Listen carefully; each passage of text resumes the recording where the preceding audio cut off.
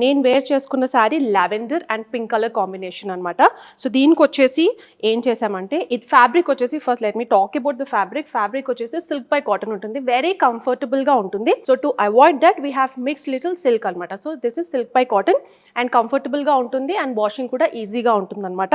So దీనికి వచ్చేసి పైన వచ్చేసి జెరీ ప్యాటర్న్ లో డిజైన్ అయితే ఇచ్చేసాము. This is almost 3 inches of border and కింద వచ్చేసి almost 6 inches of big border అయితే ఇచ్చేసాము. సో వెనకాల సైడ్ కూడా చూడొచ్చు. Again I always show the back side of the saree also, very intricately woven zari pattern anamata. So మధ్యలో వచ్చేసి మనము షిబోరి ప్యాటర్న్ లోనే డైయింగ్ ప్రాసెస్ అయితే చేపించాము.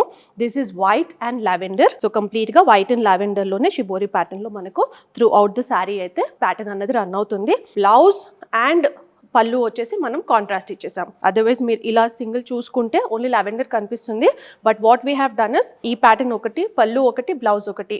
మనం సిల్క్ లో కూడా అలా డిఫరెంట్ గా ట్రై చేస్తుంటాం కదా.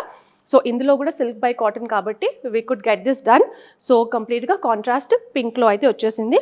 అండ్ ఇప్పుడైతే మీకు ఇందులో బార్డర్ అయితే క్లియర్గా కనిపిస్తుంది చూడండి. Very intricately woven border pattern and కంప్లీట్గా స్టైప్స్లో సింపుల్గా అయితే ఇచ్చేసాము. క్యాజువల్ వేర్కి throughout the day wear చేయడానికి చాలా కంఫర్టబుల్గా ఉంటుంది. సిల్క్ బై కాటన్ కాబట్టి నలిగే ఛాన్స్ అయితే ఉండదు. శారీ కాస్ట్ వచ్చేసి 1800.